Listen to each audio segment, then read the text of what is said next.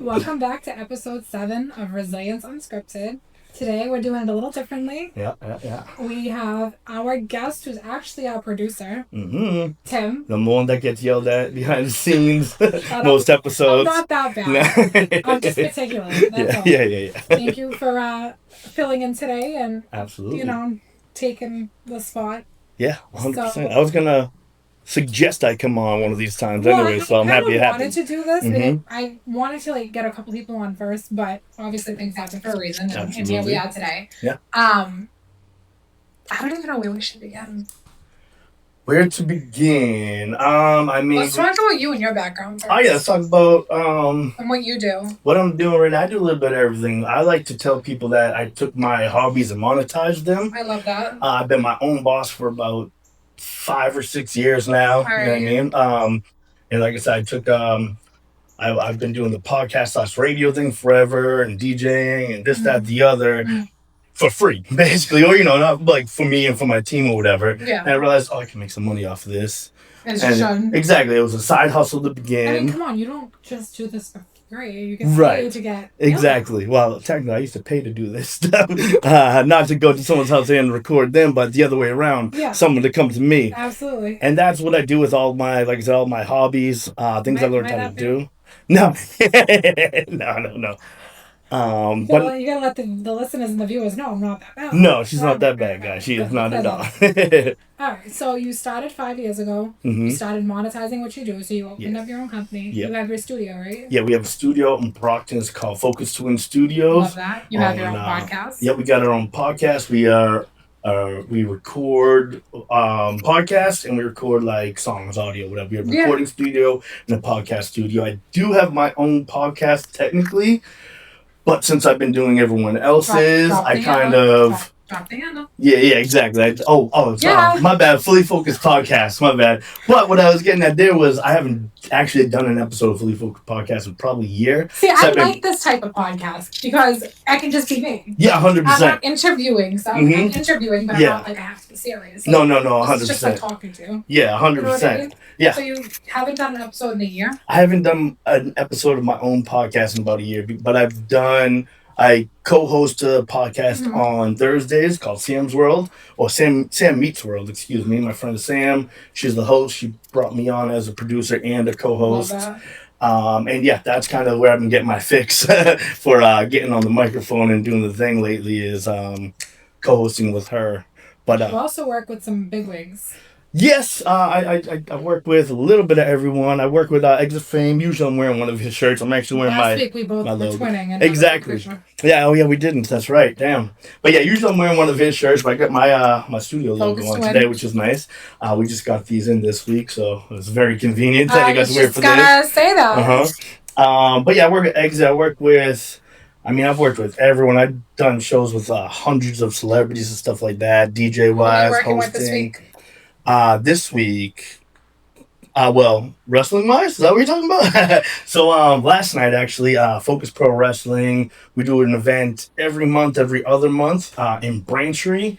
And we get a lot of really, really awesome wrestlers that a lot of them come through us and they end up in WWE or AEW. That's awesome. But last night we had a legend from ECW and WWE come in. He goes by the Sandman, and he's awesome. He's just an old guy that walks through the crowd, throws beers on himself and people, and hits people with a cane.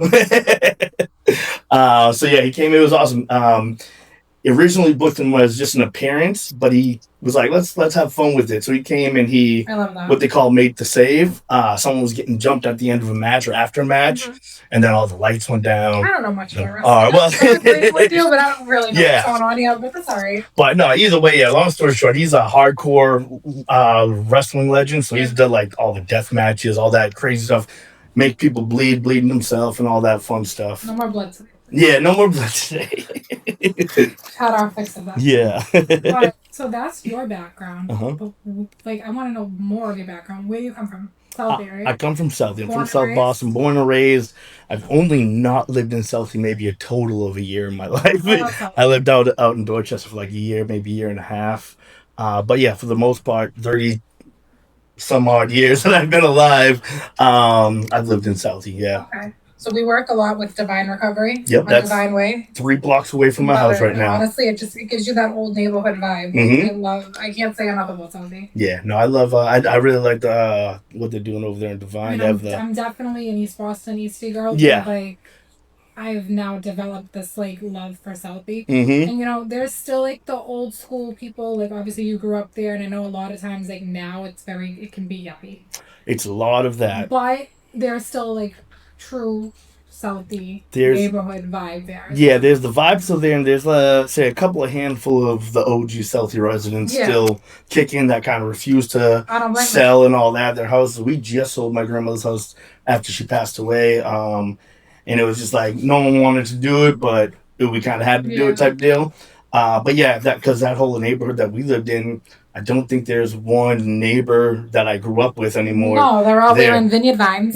Exactly. And those berries and they all sold. Tops. That's what it was too. Is they were getting offered, especially back when they first started. No disrespect, but it's the truth. Yeah. But they were offering like $3-4 million for just a two-story in the middle of Southie, just because you can say you're in Southie, you're a block away from Broadway, a bus ride away from Carson Beach, exactly. So yeah, a lot of it's not there anymore, but there are still those neighborhoods that have the old school vibe. There are a few of those neighborhood people that have been there forever, still sticking around a couple spots. You were going to say Neighborhood Watch. I don't know. Neighborhood Watch. I say that, but no Neighborhood Watch is Southie that I know of, at least. Well, I think that would be against Southie's code. Yeah, for sure. Watch, but, want to talk about how we got started? Yeah. I think, was it mathematics linked us? No, it was Exec. It was Exec. I wasn't sure. I was actually trying to figure it out the other day. So you were doing a little bit of editing for me with the flyers. Flyers, that's right. Yep. Which I don't have the knack for any of that. It might just be an app. I don't know, but I don't. I'm lucky I can edit a picture. Right. But, the format of a flyer, and I love how you bring things to life. I'll just tell you something and you just drum it up and it's there, and it's great because I don't have the patience all the time or the knack to do it. So thank God I have you to do this stuff. But then I had started Resilience Unscripted, I believe back in February, just on Spotify. Okay. And it was so just audio. Yeah, it was right aside, you log in, I log in, and we would have a two-way phone conversation that would record as the audio for the That's podcast. Crafty. Yeah, but come on, who doesn't want to visualize the podcast? You want to see your guests, you want to see the motions behind it. Obviously I talk with my hands. Yeah, definitely. So you want to see me swinging my hands around, and my guests, really in live time doing the podcast. And that's when I was like, all right, who can I get to film it? And I think I put it on Facebook. Oh yeah, that's right. And I'm pretty sure probably about 5 to 6 people recommended you, which I didn't realize not only did you do that, you do this as well. Yeah, exactly. But I couldn't be more blessed and grateful that I have you doing this. Word, I'm happy to be here on Sundays. I know, awkward time of the week, but hey, gets me out of bed on Sundays. So kind of screwed. It's something that I wanted to really bring to life because granted we might have somebody that comes in that is just sharing their story that's in early recovery, or we may have an OG that comes in that's got 30 plus years and can take some tools out of their tool belt to share with someone else. And what better way of doing that than doing it live. Right. You know what I mean? Live Absolutely. video, and then it obviously gets posted. Obviously, you edit it to make it look nice. Yeah. But my little zooms and all that fun stuff. And the captions and everything. It's been going great. So Word. We're new to it. We're not we're this Bonnie XO doing her thing, but we're doing well. Yeah. This is our 4th episode together or whatever. Yeah, exactly. And we had 2 or 3 on Spotify. This is episode 7, right? This is episode 7, yes. Yeah. So then this is the 4th, yeah. Yeah. The one we did at my house. That was fun. That was awesome. And I wish we could do more like that. But I can't say that I want to invite everybody to my house. That's a fair point, yeah. So do it at the house, the sober house, because it's more of a entity than it is. Absolutely, yeah. No, it's a good spot for it. There's a nice little area. Room, we got we have our nice little sign. I don't know how much you can see because I hung it way up in the air. Yeah. it's something that I want to continue to do. And there's nothing stopping me. Right. I'm just going to keep doing it. Hell yeah. Or, yeah, I'm excited to keep going. So you're a lot like me. In what ways? You're a lot like me that we don't share the background of having our own personal addiction. We've had it within our families. Absolutely, yeah. Who have you had it in your family with? So most prominently, my parents, both of them. So long story short, I'll give you the short version of the very long story.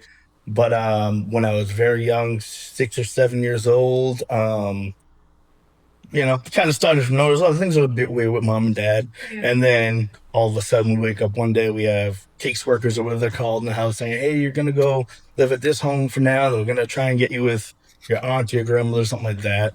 And that's what happened. I ended up living with my grandmother. It was very rough, especially the first couple nights of being so young too. Yeah, exactly. And I was the oldest boy of 8 of us. So yeah, we went into like whatever you call them, the house that they put the kids in until they find a place. Foster home, exactly. So we went there, but it was like I said, I was 7, and I had a sister that was 2 years younger than me, a brother a year younger than him, and a brother 2 years younger than him, something like that. And then my older sister. But the 3 of us, or 4 of us, I should say, my 2 brothers and my sister went to this one home. And then so they split you guys up. And then they split my sister That's what I from hate. us too. I hate. They're all about keeping families together. Until it's time to keep us together. Keep them together. Yeah, 100%. Literally sucks. Yeah, but like I think like we did like 2-3 days there, and then my grandmother and my aunt took in me. My grandmother took myself, my sister, and so my youngest sister and my older sister and myself in. From like the 7 years old till 18, till I was 18 really. And then right around that time, my parents had just finally got better, or we're good. They were out, they were completely clean, all that. Got a new apartment. We're starting to do the things to get us back. You know what I mean? How are they now? They're doing really well. Doing really, really well. Yeah. It was really rough at first to go back. Cause like I said, I was 18. Like the rest of them, everyone under me went back to their parents. I went back kind of by choice. I was really trying to make sure everything was. Well, you were checking on them also for your younger siblings. So, exactly. Yeah. And then you kind of just went out into the real world on your own. Exactly. Yeah. But I mean, honestly, those couple years were awesome. Having them back, kind of getting to catch up on missed time. You reconnect, but they see things from a different perspective now. Yeah, 100%. But yeah, so it was really messed up. It definitely took a toll on all of us in our own individual ways. Of course. Yeah, I mean, some of us dealt with it better than others. But yeah, we're all, for the most part, we're all functioning members of society. I love that. Yeah, I mean, yeah. Yeah. My dad got clean very shortly. I would say he was 37, maybe 38. It was a couple years before he married my mom. So hold on, he married my mom at 39. It was 1993. They got married in 96. So 3 years. All right. 3 years before they got married. So he was early in his recovery. I was never supposed to be born. Oh, really? Wow. Sorry, never supposed to be born because my mother had a brain tumor. Oh, shit. So they took it out, but there's still a piece that's somehow still in her. And I was told by her that Mass General said she would never have children. Wow. So I don't know if you want to call me the miracle child. I guess so, yeah. But, he had a child with someone else when he was younger. She is not a part of any of our lives. Okay. But I do have a sister who's 10 years older than me. I have one of those too. Yeah. It's like very common. It is, yes. Like everybody I talk to has a sister or a brother somewhere that's like 15 years older. Yep, exactly. His name's Sean. Oh, Shut up, Sean. Right. I'm not going to say my sister's name, but you're good with Sean? I've met him twice in my whole life, but he was... we like Sean. Yeah, he was good. He was a good dude, exactly. My sister and I don't currently have a relationship, and obviously I think a lot of it has to do with her growing up and maybe seeing things that my dad went through that I was not, there to see, obviously, because I wasn't born, but I didn't see it even after I was born because he was already in his recovery. Right, yeah. But he really at times you could tell, like, when they'd have family barbecues and stuff like that, he'd struggle because everyone else is sitting there drinking and partying, and you know, he's really just doing his own thing. And you know, I'm very thankful that I am here. Right. Yeah. Not only because I get to do this for a living and like get to do this on the side and everything, but I feel that what he went through, whether it was before I was born, after I was born, doesn't matter. For some reason, I'm drawn to helping people. Yeah. And definitely. I know that it must have been difficult for my sister to maybe hear the things her mom was saying or her family was saying about him, or like witness, you know, maybe him not in the best terms, you know, of living, but I'm proud of him. Hell yeah. He really has shaped up his life, and unfortunately he's going through major health battles right now, and he's currently in the hospital. So really, I really shouldn't even be doing this today, but I'm like committed to this. You know, I feel it comes full circle, and if I can help somebody, whether in a big way or a small way, I want to do it. And knowing that someone did that for him is kind of why I want to do it. Right. Yeah. And I feel like you work with a lot of people in recovery. I do. That's kind of, it was by accident. I found Exec Fame. I knew him as Fame Flint back in the day when he was a rapper doing, as in his not so great days. You know what I mean? The days that he is never going back to. I knew him not like as personally as I do now, but I knew him as I was the radio guy. He was the rapper. You know what I mean? So he's awesome. I may have interviewed him once. I don't call him Exit. I call him Eric. Yes, of course. Yeah. People will be like, "Who the fuck is Eric?" And I'm like, "Exit Fame," and they're like, "So they just call him." Yeah. Why do you gotta like, you know? Why do you gotta do it like that? But yeah, I found out. Well, he found me, I guess, when he was just whatever couple years ago, looking for someone to do flyers and a little audio mixing, stuff like that. And just like happened with you, people pointed them in my direction, and then we clicked almost immediately. Yeah, and we got some haters, so. Oh, of course, yeah. Gremlins. We all do. I try to point Tim in the other direction, but Tim knows me too well now. Absolutely. Had to put that in there. I was gonna say, but you know, I think that, and correct me if I'm wrong. Do you think your parents' struggles kind of led you towards working with people in recovery? Do you think it has some sort of connection? Because I feel like maybe like cosmically, like I never went for that, never reached in that direction like that. Some type of like pull. There definitely could be, because like I said, now I'm working with him, I'm working with you, I'm working with mathematics. Ty, I believe she is in the as well. Erica. Yeah, I feel like half the clientele's in recovery. A lot of them are, and it's funny because I go by the drunk DJ. We can cut that maybe, but it's very ironic that I work with like Eric Exec Fame. When he puts me on as a DJ, every time I'm like, do you want me to use a different? Because I have other like alternative DJ names I could use. Really fix this because you're drunk off of music. Fair enough, yeah. Nothing says you have to be drunk off of alcohol. That's fair, so just clarify that. Fair enough, yes. Yeah. But yeah, no, there is, like you said, there's a good way, like, good chance that the universe is pushing me in that direction because of it. Yeah. Because yeah, exactly. Because I've always, like, that was the thing is, until I was even, like, 2021, I barely drank or did anything like that. Smoked a little weed maybe. Nothing like that, yeah. No. But like until I was like then, because of my parents' situation. I was so weird. I was like afraid. Yeah, well I was afraid, I guess might be the word, or not so much afraid, but like I was just completely put off from it. This way. I took painkillers after I had a surgery, and they very quickly got flushed down the toilet because my family knows exactly what will happen, and thank God I have such caring parents because I was young. I think I was like 17 or 18, and obviously they're prescribed, and I think I said this last week too, like the doctors will be like, they're good for you, they're great for you.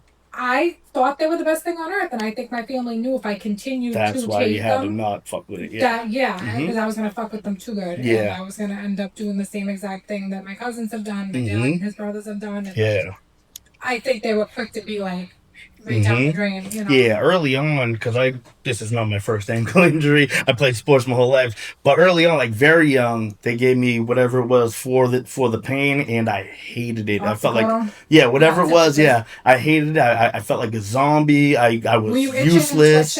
I was just, it was more like I just was nothing. See, You know what I mean? I was itchy. Yeah. Maybe I was I having a never got reaction to that. But I it. mean, like I said, since then, anytime I've had any sort of injury like this, they try to give me something strong for this.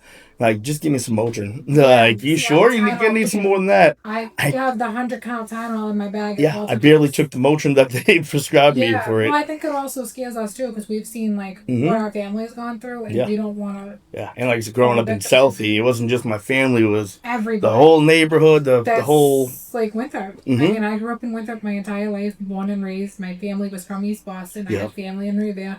I had family all over kind of the North Shore, but primarily East Boston. And then they migrated over the bridge somehow into Winthrop. I don't know how that happened, but Yeah, it they happens. did. And our neighbors, like, we had a lot of good people that just couldn't help themselves, Yeah. and like just super friendly, always there for you, like if you needed something, but Mm-hmm. their issues they couldn't handle, but if you had something, they wanted to help you. And I just love that Yeah. about our neighborhood because, you know, they had something that they couldn't control, Mm-hmm. but they were the first ones to be out there to try to help Absolutely. control something of your Yeah, absolutely. I know. I'll say side. that about my mother is she's that same vein where, like I said, she has her problems that she can't fix. She can't really do much about, and even sometimes feels like doesn't want to do anything about them, but is the first one to help the next person that Yeah. needs it. You know what I Yeah. mean? My uncle was like that. Mm-hmm. He would take care of my grandmother, my father's brother, Anthony. Mm-hmm. He would take care of my grandmother. He had his own issues going on. Yeah. But he was always just the first to like, do you need this? Let me help you with that. Like, Yep. I can do this. Like, Mm-hmm. just so quick to do it. Like, he would cook and clean, and like he was her primary caretaker. Yeah. So Yeah. imagine a woman that was blind and deaf that he was the primary caretaker, and he did it. Yeah. And like I commended him all the time. I was like, good for you, because I don't know how you're doing it. Right. Especially when you're struggling yourself. Exactly. That's How tough. the hell do you help someone else, especially family? I think that it helps you deal with the fact, like not make it better, but like just deal with the fact I that think you have put that your going own on. stuff on the back burner. Exactly. Basically. Yeah, exactly. You're not thinking about it. It's just like a distraction from your own stuff. Yeah, and he just, he did it until she passed away, and then he passed away 3 years later, but he was just great. He made sure she got to her appointments, whether it was on the ride or however he would get her there, but like, he had it together. Yeah. And you could tell he had his own things going, and he would struggle here and there. Mm-hmm. But Christ, really looking at him, right? You'd have to really like dive deep into his brain to know. Mm-hmm. Yeah. But that's how we got this shit going. Yeah. It was our backgrounds. Exactly. Yeah. 100%. And honestly, another good thing that came of me having that background appeals to producers of reality shows. I was on, I guess it was a reality show on TLC called Trial by Choir back in 2008. What was it called? Trial by Choir. They only did the one season. What they did was they took 24, 26, whatever. Choir, like a church? Like, they like singing, yeah. Really? So I am not a singer. I can't sing for the life of me. Just gonna say, how come you haven't sang yet? Exactly. So I can't sing for the life of me. I can maybe be a background singer. Well, that's exactly what I was on this. I can definitely rap. That I can definitely do. But so the show came. They were at the Boys and Girls Clubs and all those places looking for young kids that sing to put on the TV show or whatever.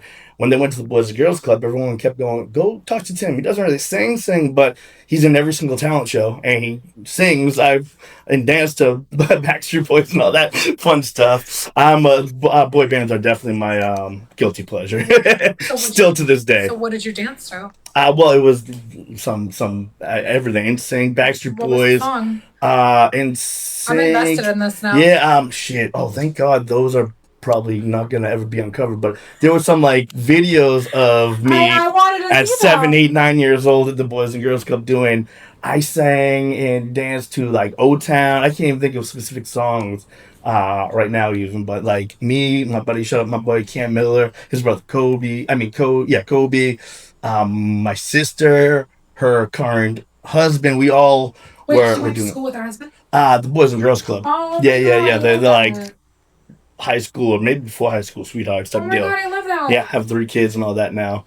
But yeah, so we were doing that stuff back then. The club, when they went to the Boys and Girls Club, the producers for the show, they said, go talk to him. They interviewed me. I tried to sing for us. So I tried. They're like, all right, what else you got? Like, all right, that's not it. But I had a story. You know what I mean? My parents, what I had just gone through. At that point, I think we had just gotten home. Like I was 18, 17, going on 18. So we were just getting back with my parents or whatever. So that story was right, right there to be told or whatever. But like I said, they used me for the story, but I got so much out of that experience. I met a bunch of friends. One person that actually works at my studio, Focus from the Studios to the day, I met on that show. You know what I mean? Things like that. I learned how to carry a note to an extent, and more importantly, how to just like work with singers because I was just a little rapper. You know what I mean? A little gangster rapper at that, or I thought. And it really kind of opened my eyes to be like, oh, I can expand this. I can write. I write all genres now, and I definitely attribute. So you write music? Yeah, absolutely. Yeah, I write like I said, every genre. I have a country song. I don't even like country music, but I wrote a country song for the challenge. Okay. Literally, I was like, I'm bored. These raps are getting too easy to write one day.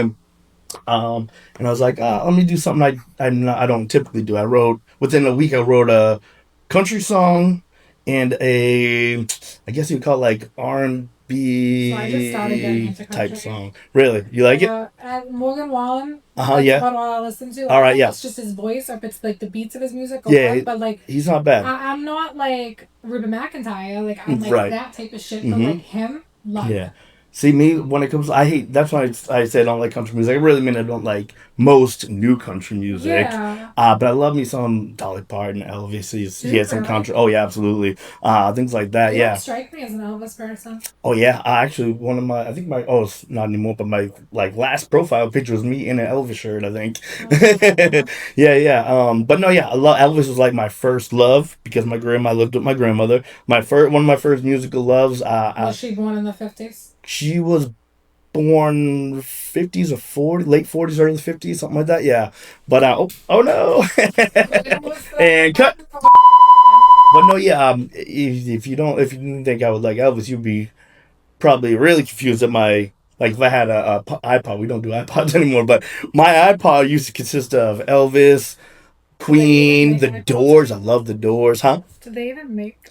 I don't think they make iPods anymore. All right, but there's like two Queen songs that like come to mind that like I'll listen to if we're doing like an event or we're like doing a challenge or some type of game or something. Yeah. We Are the Champions. Of course. And then there's another one that I'm blanking on what it is. Bohemian Rhapsody, maybe. They're like the biggest one. The one that was in the what's it called, the Mike Myers movie there. Wayne's World. It was that, yeah. So that, yeah, they have a very big catalog. There's some of my favorite. My season's coming up. What is it? Spooky season. Oh, you're all right. Oh, yeah. Halloween. So I meant Mike Myers, the comedian, but yeah. But yeah, that's also yeah. Clearly not blonde, but right. Yeah, but my music taste is literally everything from rap to Elvis to Queen to The Doors to the Stones, Beatles, all that. Likes the Stones. He loves the Beatles. I love them. Yeah, me too. My dad was. I'm more of like Eminem, Lil Wayne, 50 Cent, and I love that too. Lil Durk, things like that, like Cardi B. Like, yeah, little Cardi. Yep. I mean, I'm sure people have seen me on Facebook singing Cardi B. Like I picked up from her. Clearly, not. But that's my music. I mean, don't get me wrong. There's days I love a little Britney Spears. Yep. Oh.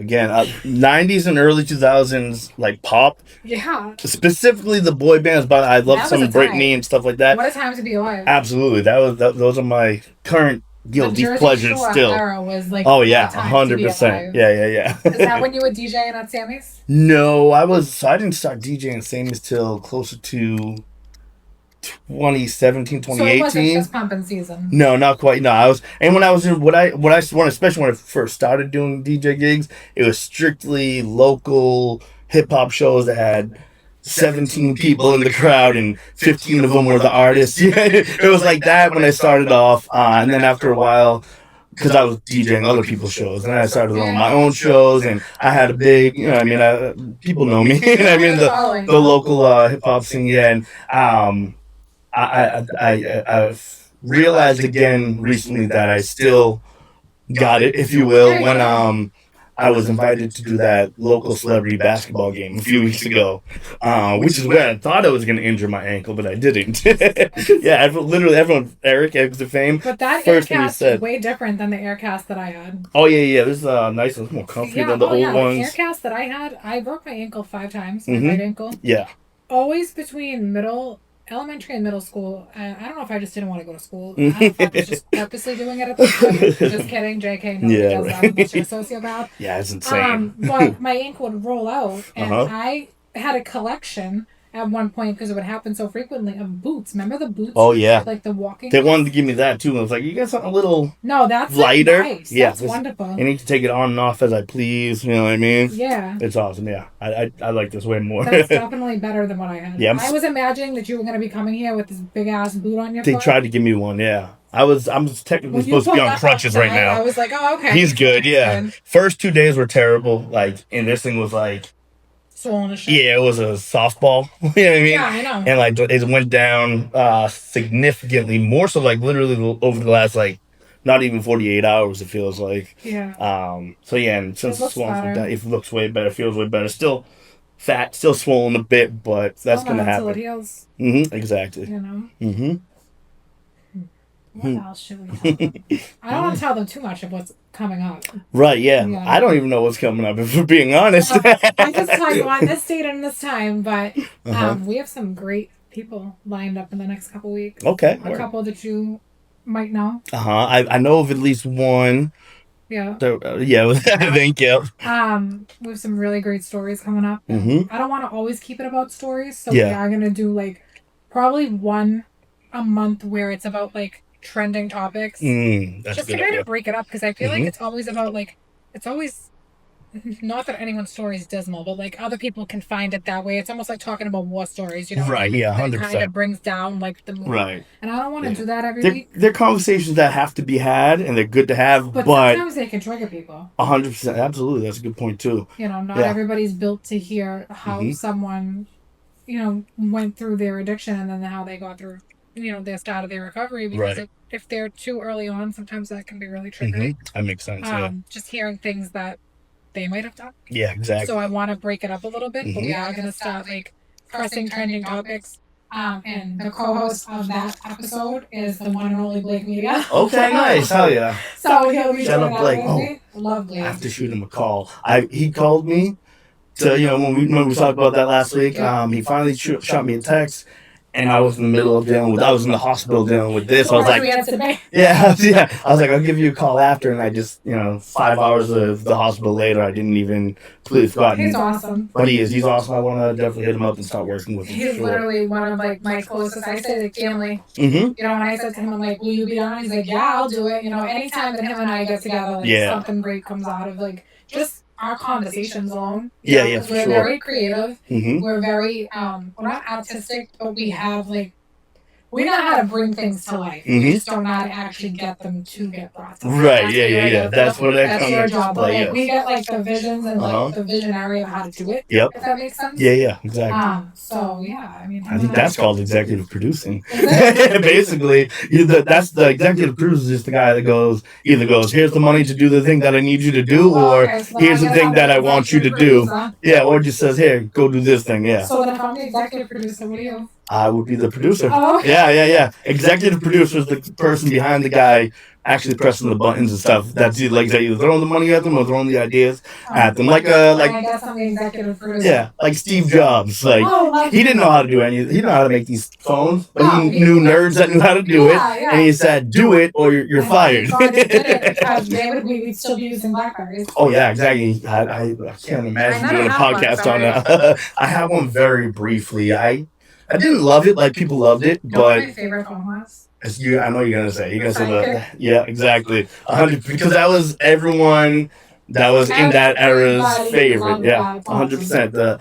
The big blue one was my favorite one. I think I had a purple one. Oh yeah, no, I do miss that phone. My phone came apart though. I dropped it and the keyboard came apart from the screen, the whole thing when you slide it up. And then my other favorite phone was the Razors. The Razors, I the love flip it. phones. Yeah, I had a Yeah, pink one. I know that they brought Right those one. back. My dad actually got one because he hates technology, new phones. So he thought, oh, they're bringing back the Razor phone. It's gonna be like the old one. He got it. He's like, it's just a damn iPhone that folds. To be honest with you, I think they look so corny now. I don't They're know. weird. Yeah, They're like strange looking. yeah, it is weird. Yeah, and I mean, like I never used one, so like I don't know how the operating system on it is or whatever. I'm But an Apple girl. yeah, Everything I have is Apple. me too. Yeah, exactly. My computer, my I phone, all couldn't see that. myself without an iPhone. And Mhm. obviously, if I broke a phone and needed one, I'd Right. get like a cheapo to use. But like, Mhm. still, I cannot long term. Yeah, Never. 100%. No, I'm the same way. I definitely need my iPhone. It's like a mini computer in your pocket. Yes, it really is. Yeah. Hmm. But I mean, I'm happy we did this. I am too. I mean, feel like- unfortunate situation that led us here. What are you gonna do? But Shit exactly, happens. exactly. Shit happens, and you gotta make fucking a meal out of the shit, whether you like it or not. I mean, we get it done regardless, whether Yes. we get here or not. So, Exactly, you yeah. know? But I feel like it kind of gives like the background of like how Resilience Unscripted came to Yeah. life. You know? Exactly. It brings a little bit of the behind the Do scenes you have any and puts upcoming some things. projects you want to share? So That you can share? yeah, let's see exactly. That's the best way to put it. I don't know if you have any NDAs you're not supposed to like. Right, yeah, I definitely have some of those floating around that I'll keep back here. But I know next month on the 20th, we have our next Focus Pro Wrestling event out in Braintree. That's going to be a dope one. We got a dude coming from Japan to be in our main event to fight our champion. So that's going to be really cool. This and every Thursday, Sam Meets World. It's on her page. I can't think of how to say her last name. Sam G. I don't. Sorry, Sam. I've known her for years. I never asked her how to pronounce her last name. So I just know her. Always known her Sam. But Sam. yes, exactly. But Sam Meets World every Thursday. Yeah, and like I said, I have some other projects in the works that are still not. They don't have deadlines or release dates or anything like that. So I'm not gonna put them out there until we finalize that stuff. Yeah. Yeah, That's awesome. You're always keeping busy. Yeah, and then I always have DJ gigs and video editing gigs, stuff like that. If you guys need video edit, graphic design, audio edit, all the things, yeah, hit me up for any of the stuff. If you want to start your own podcast, I'll come to you like I do right here, or you get a spot out in Brockton, 33 Dover Street, Focus Twin Studios. Damn right. Yeah, buddy. It's been real. Thank you. Absolutely. Thank you. I have fun. All right. That's the wrap up. Episode 7. Yes. Bye.